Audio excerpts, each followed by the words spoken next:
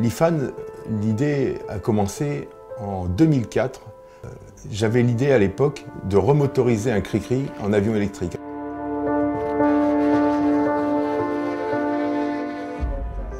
L'intérêt du Cri-Cri, c'était un challenge de Didier d'être le premier à fabriquer ou à faire voler un avion de voltige à propulsion électrique et en plus multimoteur. Donc, ça a été le seul jusqu'à ce jour. Donc le Cri-Cri, ça a été une première étape, je veux dire, entre guillemets, c'était un coup d'essai. Et un petit peu bloqué par le Cri-Cri lui-même qui ne permettait pas dans son volume d'intégrer beaucoup d'appareillage d'essai, puisqu'il était à la limite de ses masses et de ses volumes. Et donc j'ai proposé, à ce moment-là, de dessiner un nouvel avion, plus gros, biplace, permettant plus d'emport et permettant plus d'autonomie. Et voilà comment est né l'IFAN.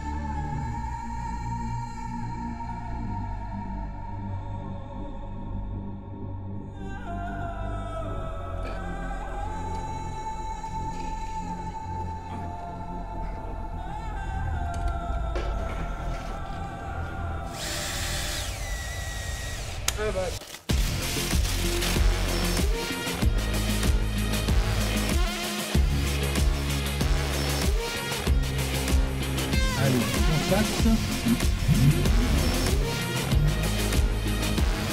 60.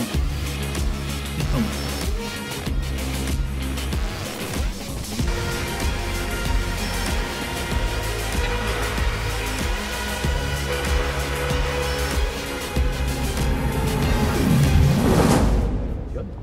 Et donc on a... Pour moi, ça va complètement révolutionner l'aviation légère, pour sûr. Ce que je supporte pas, c'est les gens qui disent que les grands groupes peuvent pas travailler avec les petites boîtes et vice-versa. C'est totalement faux. Je pense que les grands groupes ont besoin justement des petites boîtes pour aller plus vite, pour faire des choses innovantes. Là, moi, mes équipes, elles doivent se comporter comme des petites PME. Et donc, on travaille en PME. On travaille avec des gens comme ça, qui sont des passionnés. Et comme on est passionnés, nous aussi, on arrive à faire des choses qui sont extraordinaires.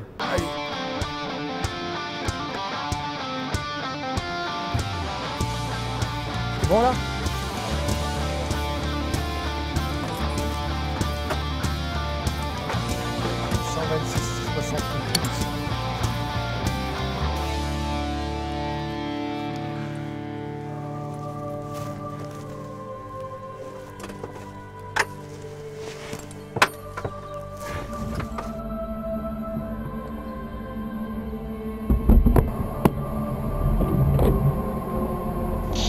De la tour, maintenant on a un bon créneau là d'une vingtaine de minutes, donc alignez-toi plus 23 et rappel prêt.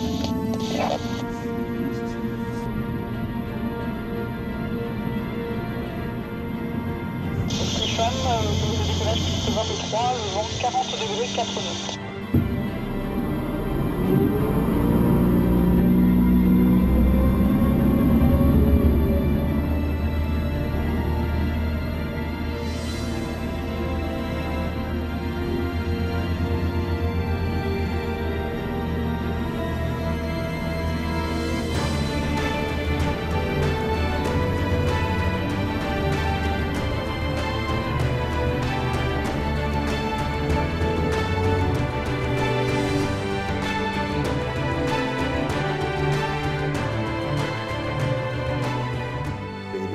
vol et celui-là entre autres qui est assez court, on en profite assez peu. Là où on en profite le plus, je pense, c'est même pas au retour du vol, parce qu'au retour du vol, il y a un peu de joie qui est là, évidemment pour tout le monde, mais ça prend plusieurs heures après. Il faut que les choses se posent, il faut qu'il y ait une nuit qui se passe, il faut qu'on se réveille le lendemain matin en se disant bon ben voilà, ça on l'a fait, et maintenant on continue. Et en fin de compte, c'est une aventure technologique et une aventure humaine extraordinaire. Mesdames, Messieurs, bienvenue à l'e-Aircraft Day, le jour de l'IFAN.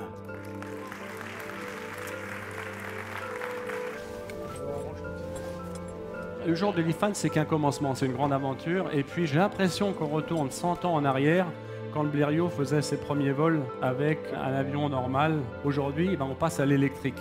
Eh ben c'est parti.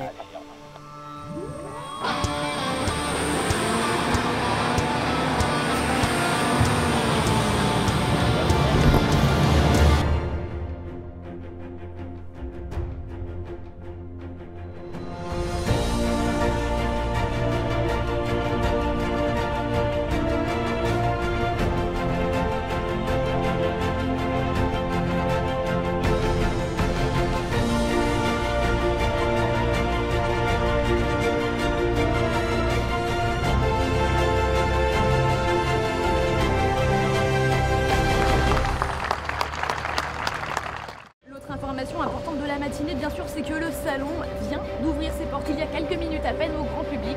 En tout, 180 000 visiteurs sont attendus dans les tours.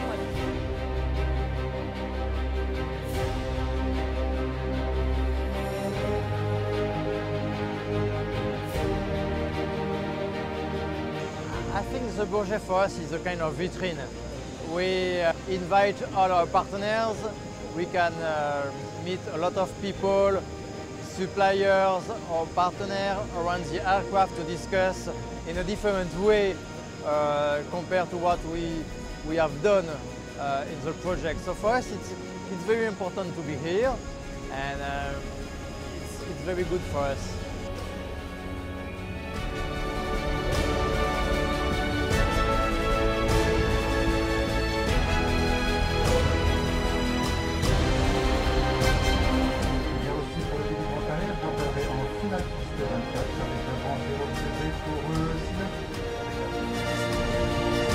Pour être honnête, je vis le Bourget intensément, mais j'ai déjà en tête la prochaine étape et la suite. C'est-à-dire les phases d'essai en vol qui vont arriver directement après, les choix techniques. Je pense que le 10 juillet, par contre, ça va être rempli d'émotions, ça c'est sûr.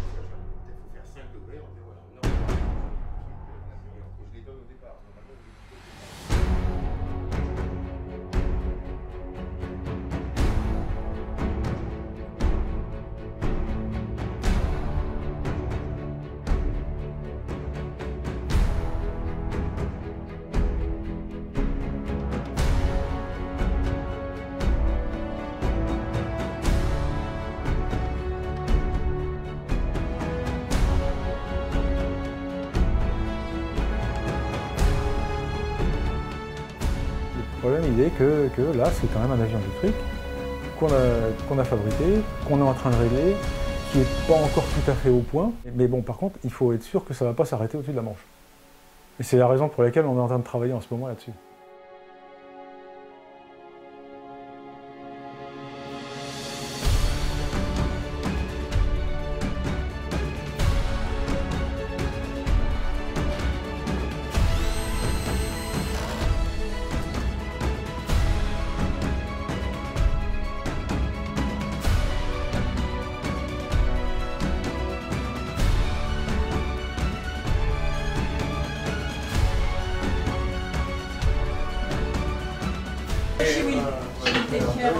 C'est bon, hein, ça avance bien. Bon, là l'équipe, ça avance. Là je retrouve l'équipe. Ah,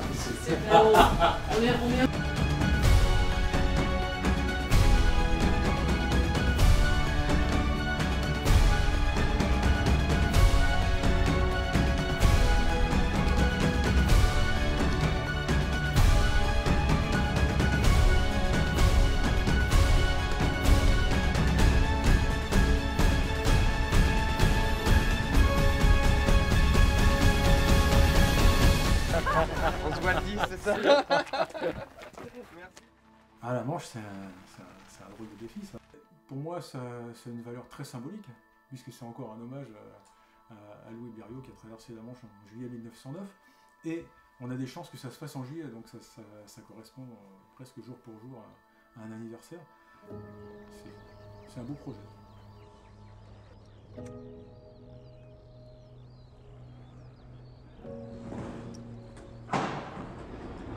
Bon, ben, on y vient, hein. Ouais.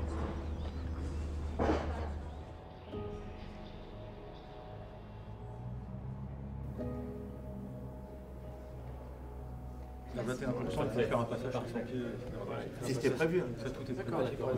Okay, everybody, we are supposed to take off at 9:15.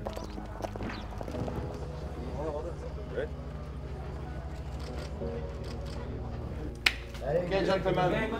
Good luck, hein? Thank you. En fait, c'est une journée assez symbolique, puisque on va retraverser la Manche un peu plus de 100 ans après Blériot. À tout à l'heure. Good morning to the audiences that we have watching us here today from Lydd on the UK's south coast. It is, I have to say, an absolutely glorious summer's morning here.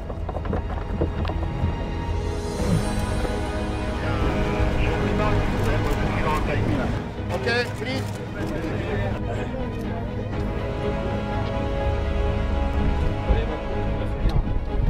Allez, on y va.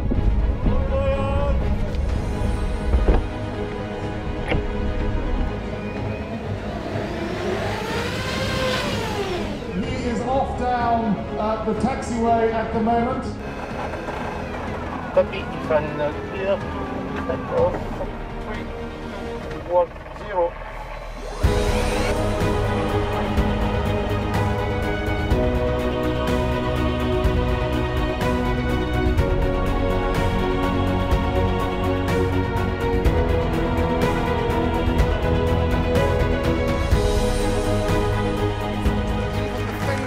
Roberts. Oh, and here he is in the background.